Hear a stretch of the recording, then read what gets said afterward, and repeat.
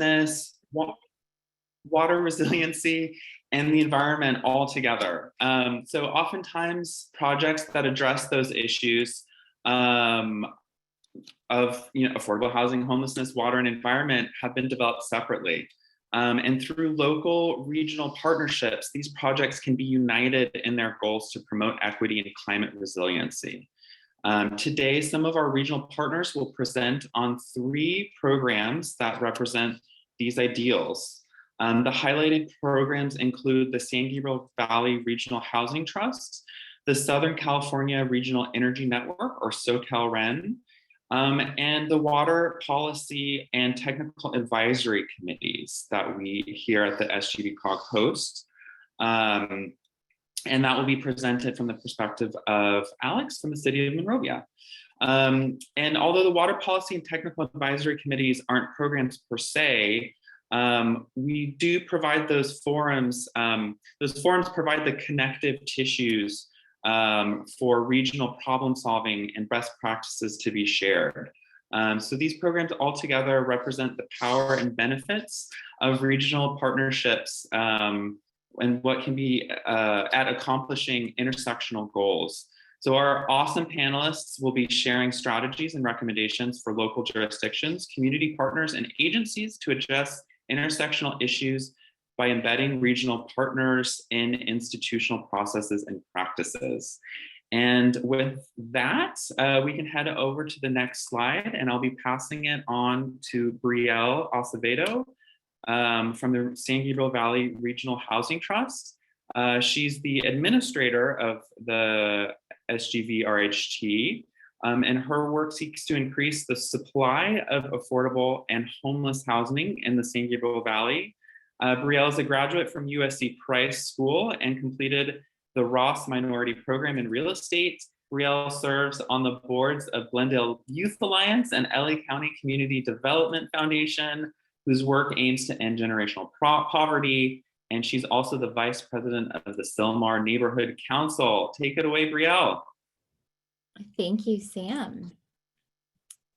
Okay, so the San Gabriel Valley Regional Housing Trust was formed by Senate Bill 751, sponsored by Senator Susan Rubio, in February of 2020. So we're really excited to be checking in right now at our 18-month anniversary to share the things we have learned and accomplished and our plans for the future at this point.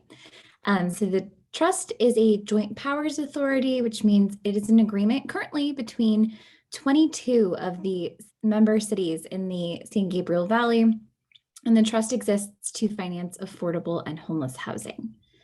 In its first year of operations, the trust received an award of $1 million from the Local Housing Trust Fund grant program. And this is a state funding source which provides matching funds, and it's only eligible for housing trusts. So the creation of this entity instantly allowed the San Gabriel Valley to apply for funds that the individual cities were otherwise not eligible to access, which is very exciting. And as a result of that award, the trust was able to support the development of 71 units of affordable housing. That first year, a 15-unit project in Claremont and a 56-unit project in Pomona. And yesterday, the trust applied to the second round of LHTF, and if awarded funds, will be able to support the development of 125 units of affordable housing, again in 2 cities, this time in Alhambra and Pomona. Next slide, please. Okay, so one of the first things the Housing Trust did was reach out to all of the member cities and ask them, what's on your pipeline? What are affordable and homeless housing projects that you either have planned and are applying for other funding sources, or are projects that you would like to see in your city? And created a project pipeline which showed where these projects were located, details like how many units or the population to be served, and then also zeroed in on the funding gap that was needed to make these projects a reality. So the trust really exists to help fill in that gap and be that last piece of funding to make sure that these projects get moved on through construction to completion. And as a result of that process, the pipeline is now 18 units. It totals over, 18 projects and totals over 1,000 units. And it's a rolling application process. So if you're watching this and you're a San Gabriel Valley city or developer and you have a project, the application is available at the Trust's website.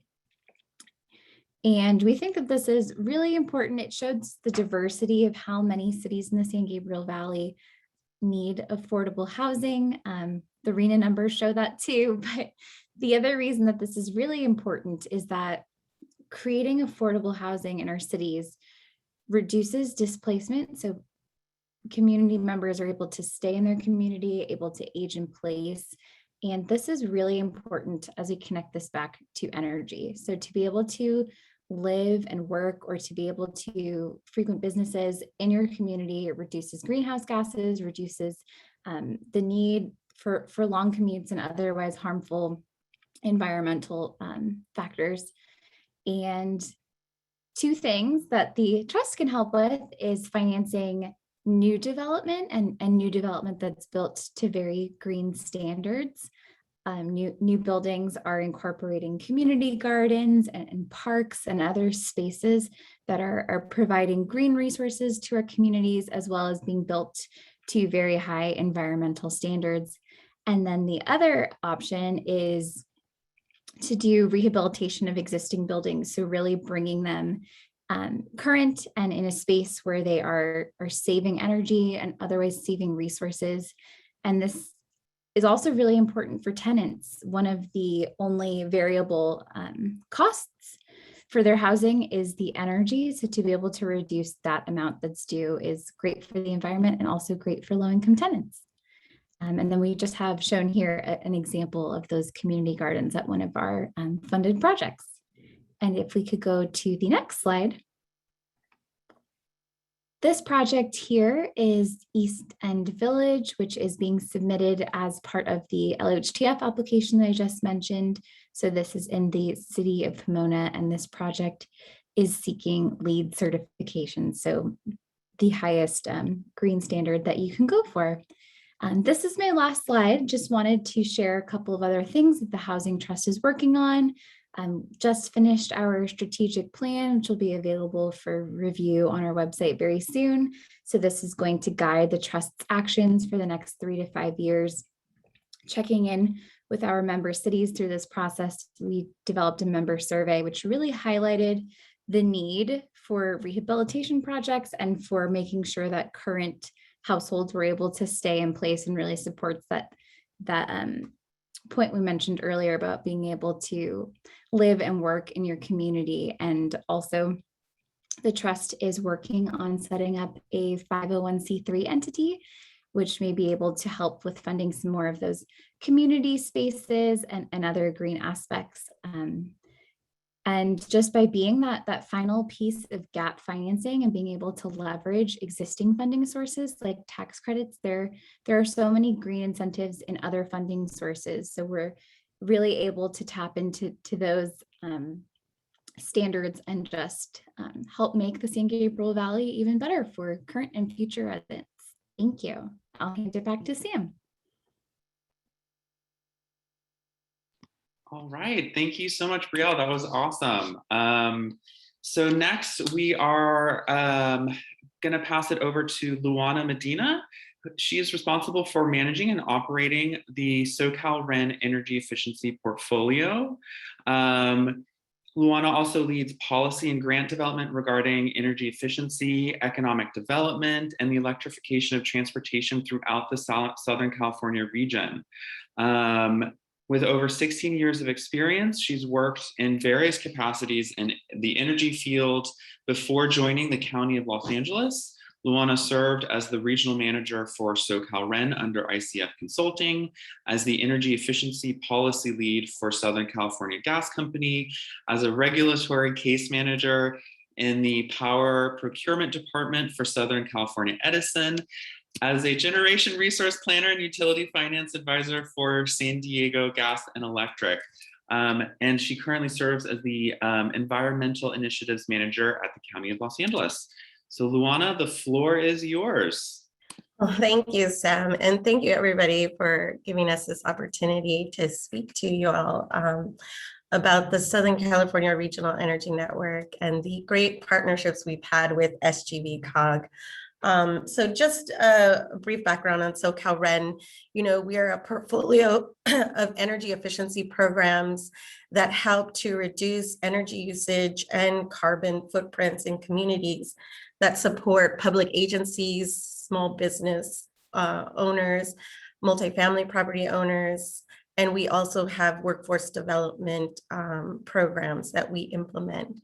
And through our partnership with SGVCOG, we've been able to expand those programs and actually reach multiple aspects of the green industry, right? So going beyond just helping individuals implement energy efficiency, but actually incorporating workforce development so that at-risk youths or disadvantaged workers can enter the green workforce. And that has been really the great partnership that we've had with SGVCOG that's been able to help us to implement those type of initiatives. About our public agency program. So as I mentioned, we do implement a variety of energy efficiency programs. Our public agency programs provide no-cost services to public agencies for energy efficiency projects from inception to completion. So what we found in a lot of public agencies is, subject matter expertise and resources are lacking. Of course, we're all working very hard to serve our communities, but our bandwidths are very thin. And so the public agency program seeks to help those public agencies supplement them by providing no-cost resources such as project management, procurement support, and also support with IOU applications. So looking for rebates that help drive down the cost of their projects. And then another great program that we've also implemented since 2018 is the Pathway to Zero program. This is also a public agency program, but this one goes beyond energy efficiency. So in identifying areas to help communities, we also thought we need to start looking at resiliency and the opportunities to incorporate more distributed energy resources. So looking at renewables, energy storage, transportation electrification. And that program primarily focuses on DAC communities. So that also touches on the equity issues that we see in environmental justice issues. So we try to emphasize community projects that not only help public agencies, but help serve the community. Next slide. Another great program that we've been able to implement is our multifamily energy efficiency program. So through this program, we're able to work with property owners and contractors to implement energy efficiency projects. Our hope is to help reduce the energy operating costs for property owners, but at the same time also help their residents achieve energy efficiency. And so through our program, we're able to do projects that not only help the property owners, but also their residents. And that also helps in the bottom line. What we have seen, with the current pandemic is we're not only being faced with, employment concerns, but we're also faced with operating costs in our living, quarters. So reducing utility bills, not only for the property owners, but for their residents has been a great aspect of the program in helping these communities see energy efficiency savings. The other thing I do want to highlight, because this just came hot off the presses, is we don't like to see our programs implemented in silos. And so we've actually applied for grants that help incorporate more distributed energy resources within multifamily property owners. So what we're trying to do is not only provide energy efficiency projects, but we're also trying to incorporate transportation electrification. So in a recent grant that the County of Los Angeles got awarded by the CEC, we hope to now also incorporate EV infrastructure installations. So as we're meeting with these property owners, we're also going to help them understand the available opportunities for electrification transportation in their units. So hopefully within the next year or two, we'll see that move between a more comprehensive model, right? Instead of just going in and doing energy efficiency projects, we're actually also incorporating renewable solar panels on their rooftops. We're incorporating EV infrastructure in their parking lots. And then also, of course, retrofitting their buildings to be more efficient so that we get a more larger carbon reduction. And then also it provides more accessibility to their residents. Next slide. And then, of course, I think, you know, our biggest accomplishment so far is our workforce development programs. You know, incorporating programs that help reach disadvantaged workers is our primary focus in our workforce development programs. We'd like to help individuals that may have not otherwise been given the opportunity to attend college or enter the green job workforce, opportunities to do so now. With the federal government moving towards a more green economy, we think there's a great opportunity to incorporate that within our programs. And so through the help of our collaborative partnership with SGVCOG, we've actually been able to launch last year, the end of last year, the Green Pathway Careers Workforce Program. And what that does is it helps at-risk youth enter the green job workforce by providing certification at no cost, research application support services, and then also on-job training with energy efficiency contractors so that they're able to get that training. So when they do apply, they have that on-job workforce on their resume. And so that will help them lead them into the EE or green energy workforce. That has been a great partnership that we've had with SGVCOG. And we hope to expand the workforce development in the future. Next slide. Again, you know, this partnership that we've had with SGVCOG has not only been one of collaboration, but I think one that has helped us really understand the communities that SGVCOG represents and understand the needs of the market, right? I think one of the things local agencies provide is a great perspective because we're all unique in our community members and constituents, and then getting that perspective is very helpful when developing programs or putting services out that serve the public. So we hope that this continues on, and then we also hope that it expands. So as you know, local agencies within the SGVCOG, we hope them to have a greater collaboration and feedback that we receive in implementing SoCalREN programs. And that's all I have, I believe. I'll send it back to you, Sam. Thanks. Thanks so much, Luana. That's awesome. Exciting to hear there's some developments coming in the multifamily program. That's super exciting. All right, so next up we have Alex Tachiki, who currently serves as the Deputy Director of Public Works for the City of Monrovia. He's earned his bachelor's degree from political science from California State Polytechnic and in Pomona, excuse me, and a master's degree in public administration from USC with a certificate in public policy. Alex currently manages various divisions within public works, including environmental services, engineering, transportation, capital improvement program, and administration. The mic is yours, Alex. All right, well, thank you, Sam, and thank you all for sitting here and listening to me. Hopefully it's valuable for everyone here. So next slide, please.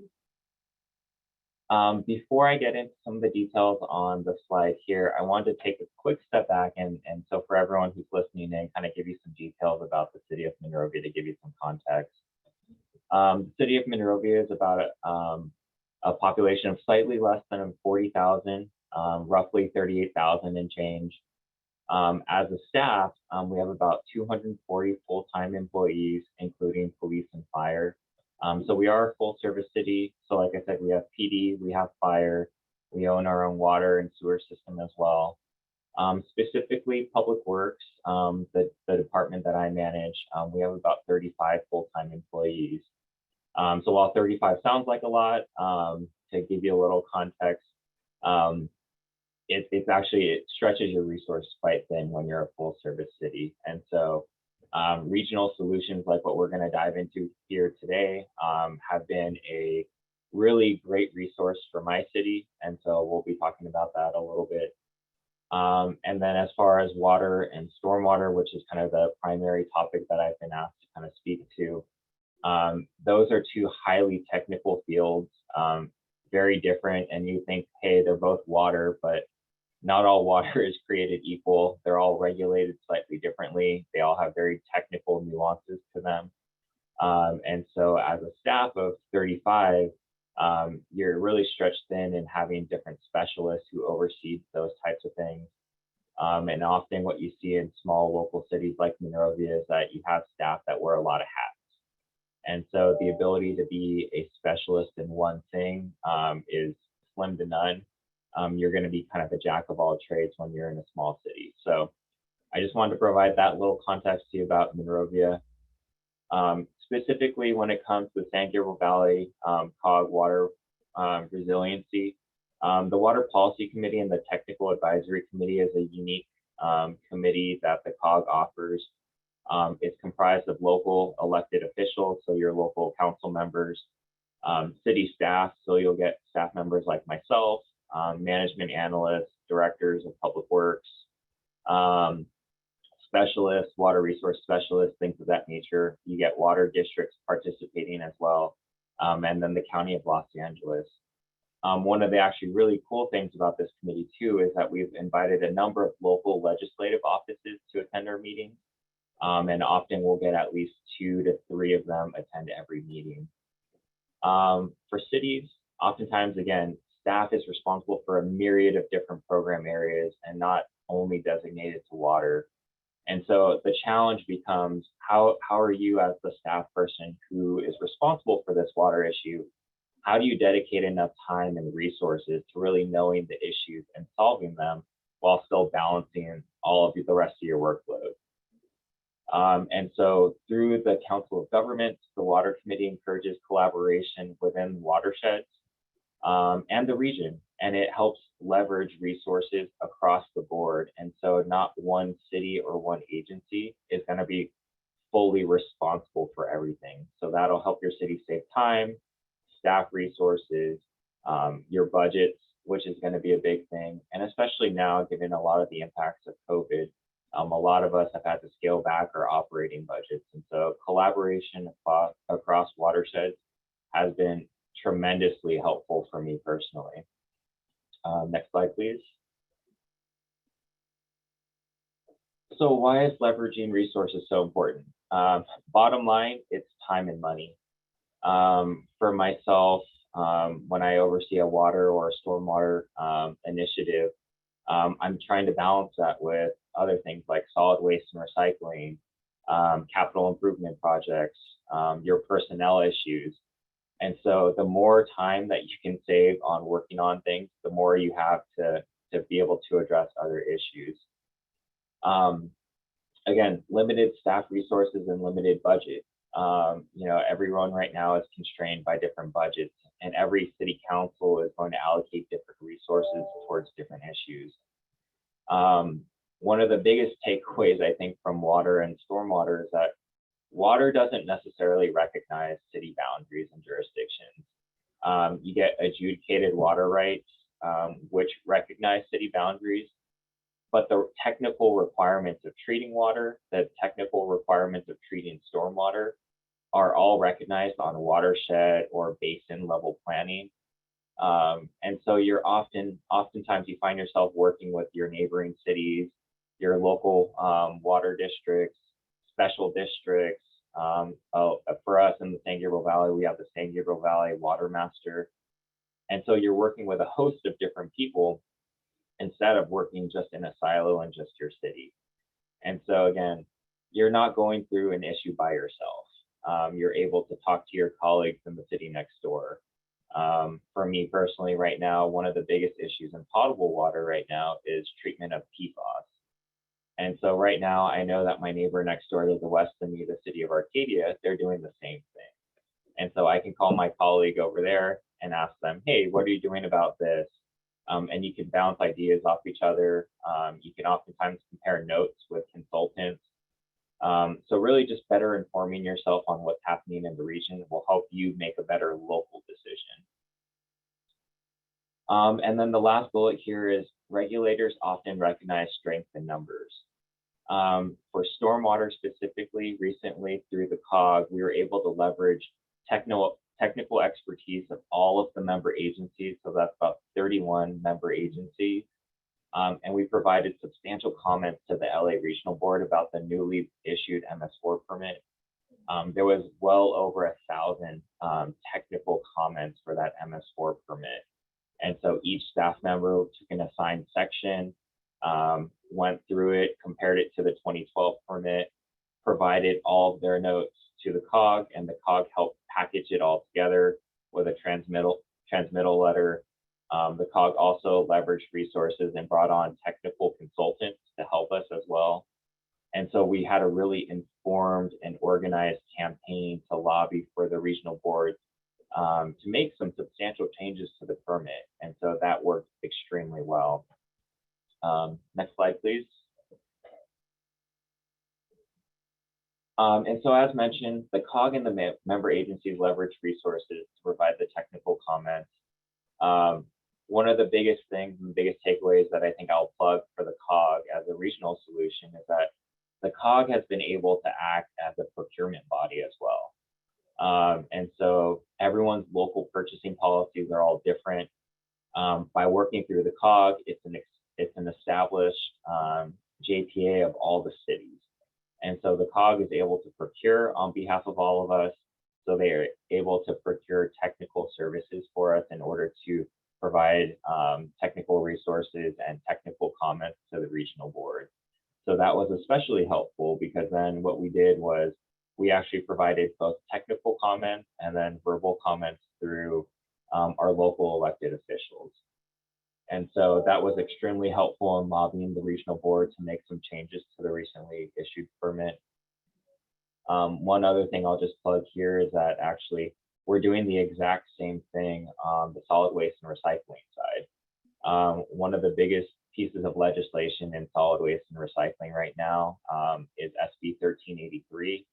And so the COG has stepped up and been willing to be a procurement tool again to provide technical resources to help cities manage SB 1383.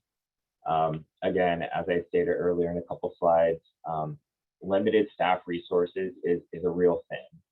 And if your cities are just as small as mine, or even if they're bigger than Monrovia, staff assigned to the one program area, you're always going to need a little bit of help. So the COG has been a great support mechanism for all of us as staff. Specifically related to water issues, again, the COG in this instance has acted as extensions of city staff, provided substantial resources to the cities for MS4 issues, for potable water issues, but for a myriad of other issues. We heard the other panelists speak on housing, energy, and the COG really has been a very valuable conduit for a lot of city staff to reach out and ask for additional help.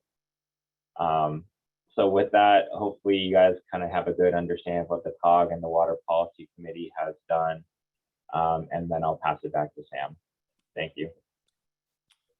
Awesome. Thanks so much, Alex. I know I personally not too involved in water, so that was interesting for me as well. So we've already reached time to for our discussion and question section.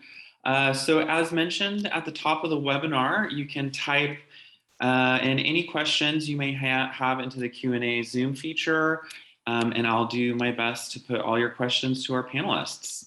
And if it's all right, I would actually like to get us going by saying the panelists have already done such a great job actually at speaking to equity and climate resiliency in the San Gabriel Valley and energy efficiency. But I wonder, you know, we know so well the tragedy of the COVID-19 pandemic, and but I wonder how this moment that we find ourselves in right now how that context has moved the needle in any of these other crisis topic areas, right? From homelessness to climate resiliency, even water to housing.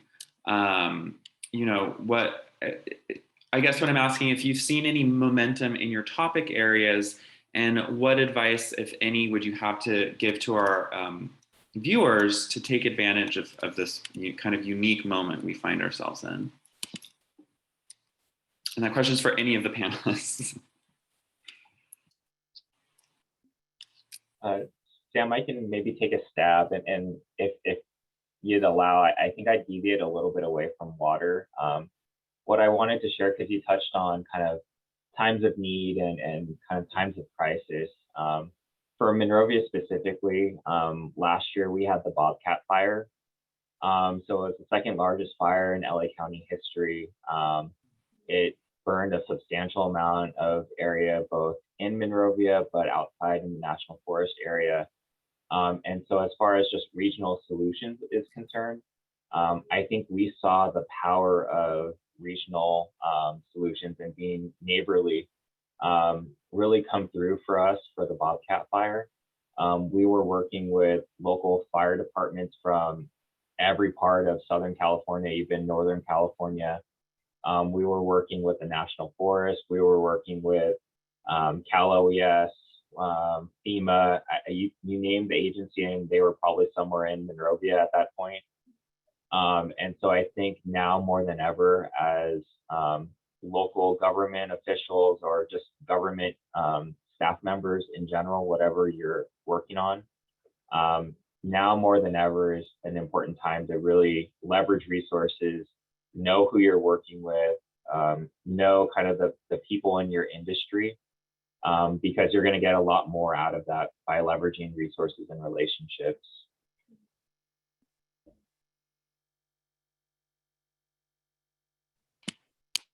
Okay, I can jump in.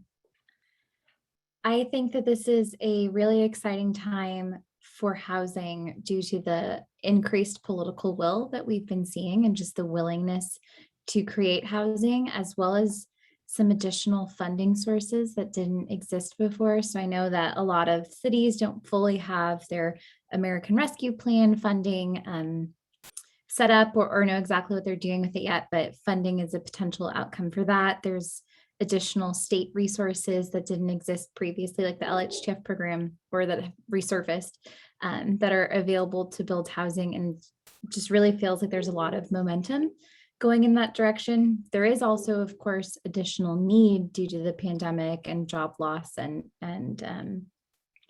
you know, there was no homeless count this past year due to the pandemic, and there's an expectation that those numbers are going to rise. So the need is really there.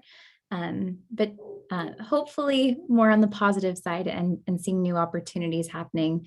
Something that the Housing Trust is working on is a pilot program for tiny home shelters to really provide bridge housing, which has been lacking in the San Gabriel Valley. A lot of emergency shelters were closed due to the pandemic, and to really be able to provide the opportunity for people to have a place to go in between their experience with homelessness and being placed in permanent housing is something that I'm really excited about. And I know we're seeing it in the news. A lot of cities are picking this up. And I just think that there's a lot of momentum towards addressing homelessness right now. And I'm very excited to see where that takes us. Great, awesome. Thank you both. And Gabriel, you kind of touched on this, but it seems like earmarks are coming back in a big way. There's additional funding streams coming from federal and state and even county level for local agencies. And I guess also, if you could put that in context of cross-cutting subjects as well, you know, it seems like there's opportunities as well to for those funding and grant opportunities to reach across subject areas. Like Luana mentioned the grant opportunities for EV chargers and integrating that into the multifamily program. So yeah, if you have any thoughts on that, that would be great. Yeah, so simultaneously right now, our president for the trust is at a press announcement. So we're announcing that the state awarded $20 million to the Regional Housing Trust, which is so exciting and is really going to help us to tackle some of those projects that are on the pipeline that I mentioned earlier. And while it won't get us all the way there, it is such an amazing start and we are so excited. But to really tie that to another earmark, and also Sam, to your point about cross-cutting topics, the COG received an earmark for workforce development.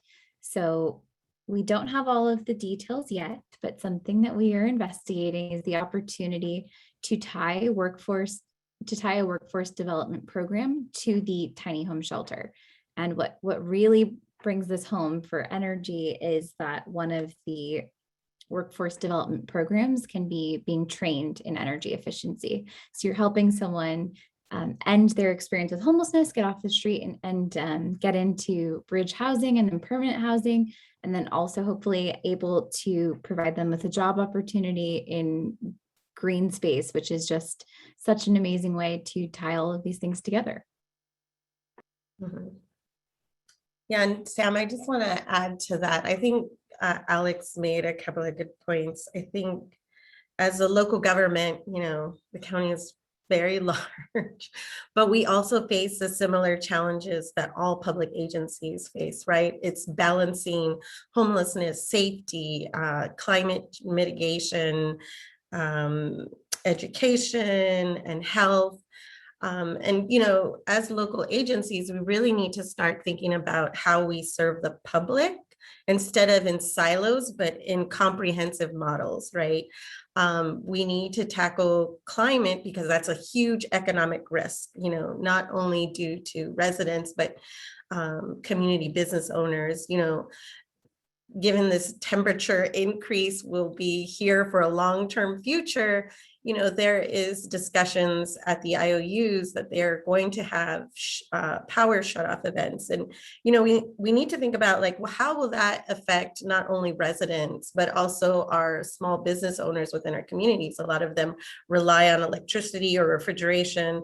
And then it's also, our public agencies who have, emergency services and how that will impact. And then, of course, there's the homeless and how they will be impacted. And so we really need to think about comprehensive models, such as microgrids that help supplement that loss in energy, and then how that serves those community members, right? There's different market segments. And then at the same time, we need to think about, our limited resources and how do we balance where those go, and also identifying how we supplement those by looking for federal and state grants.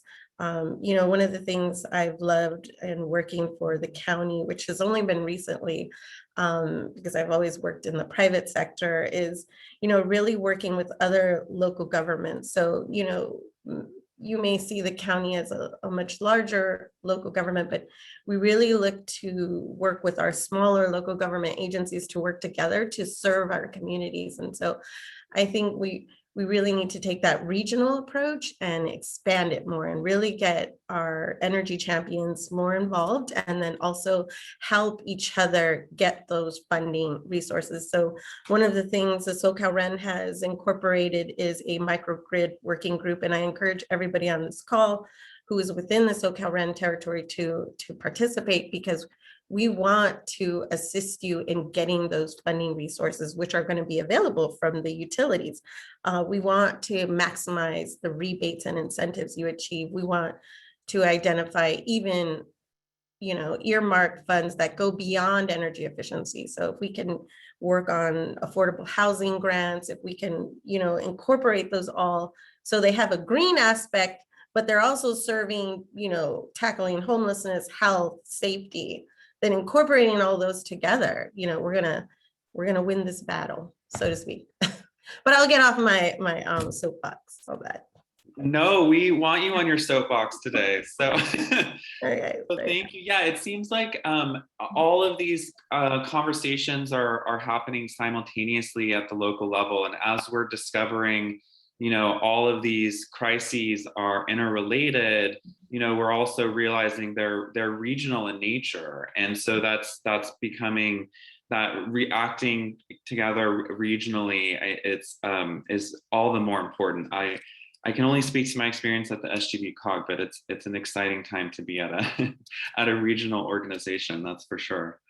So we have a question from the audience here. This is a question for Brielle, and other speakers can chime in as well. But how do you balance creating more affordable / sustainable housing with building in high-risk wildfire zones, with many SGV cities falling in this high-risk category? It is such a great question. Definitely a complex question too. I think a lot of San Gabriel Valley cities are built out, right? So that's why some of those higher fire zones are the available land. I think one of the ways to mitigate this is to embrace density more, which I know is not everyone's favorite word, but if there's a way to do that in a way that, is mindful to the parking needs for your city and also fitting in with the way your city looks, I think that going up in areas rather than always going out is maybe one of the answers here. I think that we are also seeing that there are ways to buffer affordable housing and also do some green space to create ways where there's less fire, where your buildings are less fire prone, right? So to have like succulent landscaping in between and to create these buffer zones.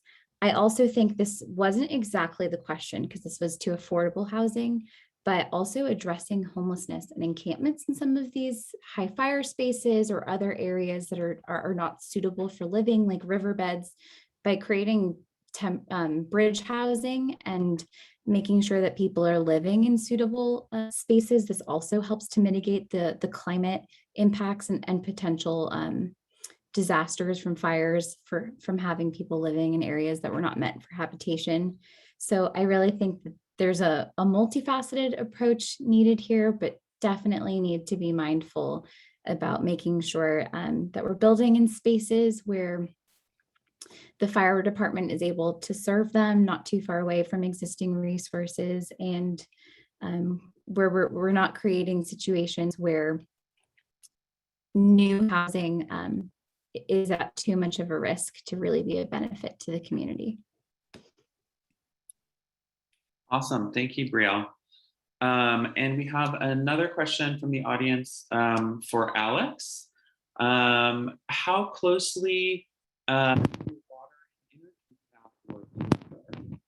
the city of Monrovia focusing on the water energy nexus?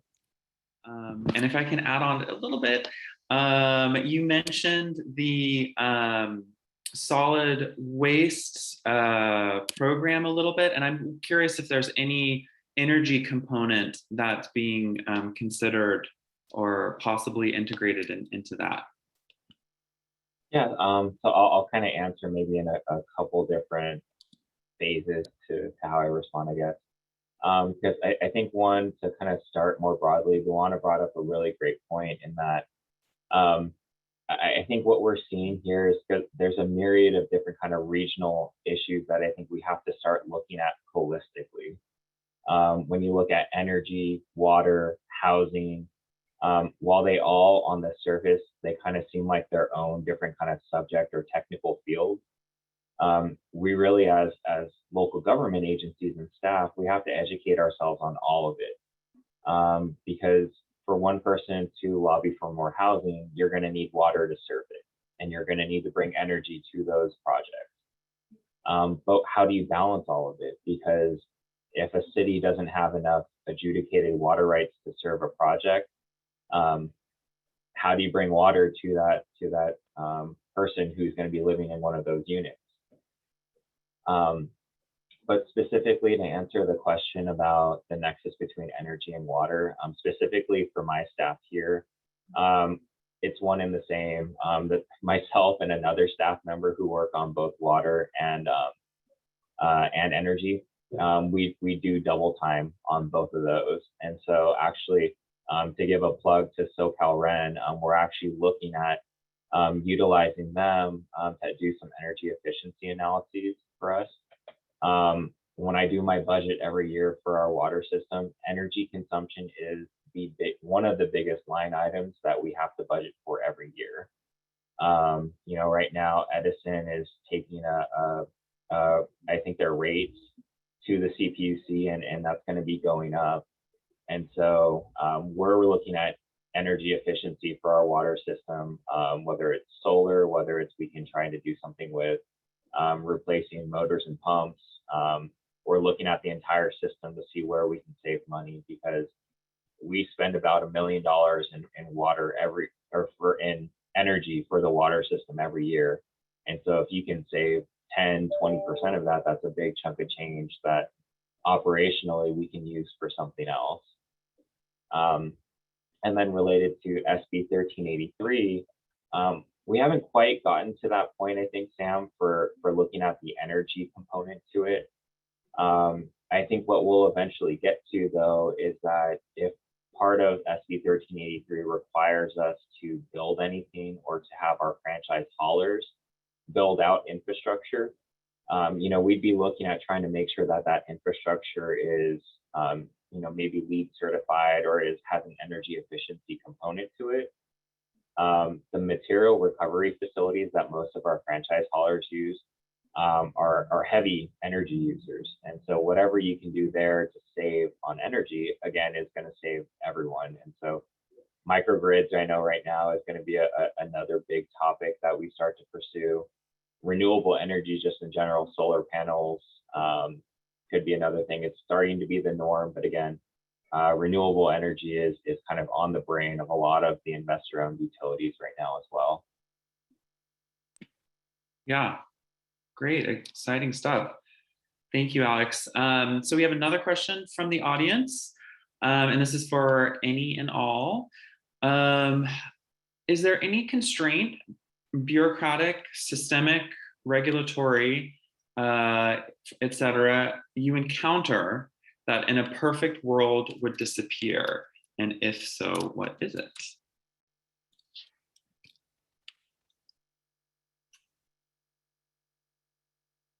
There must be. That's such a tough one. I think the first one that comes to mind right now, since as I mentioned earlier, we just turned in the local housing trust fund application, there was a rule for this project that your matching sources of funding could not be required to be used on housing. So I think it was meant to prevent entities from potentially double dipping for state funds, but it really made it difficult for the trust to have matching funds on hand to apply for additional funds.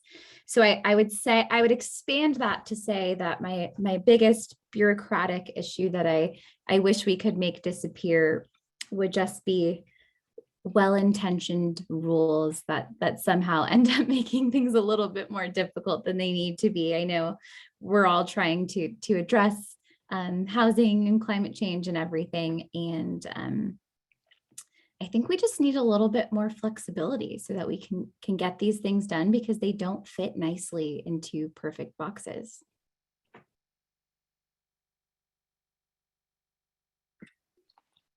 Yeah, does anyone have any other constraints they would like to share?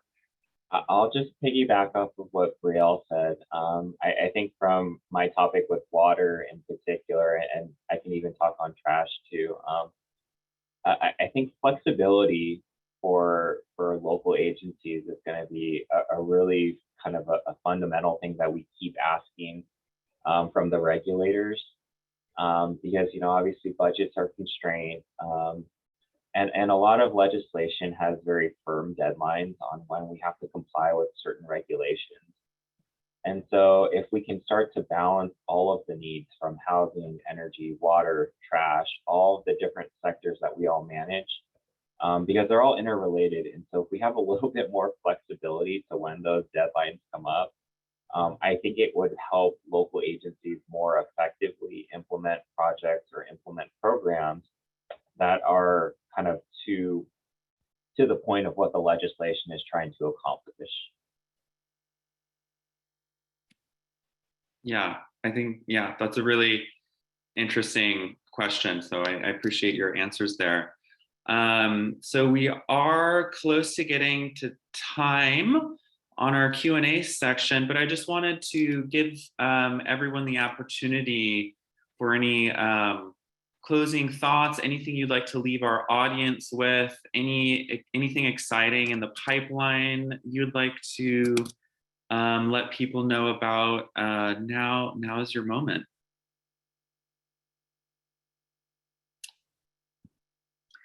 And if not, I am happy to wrap things up too.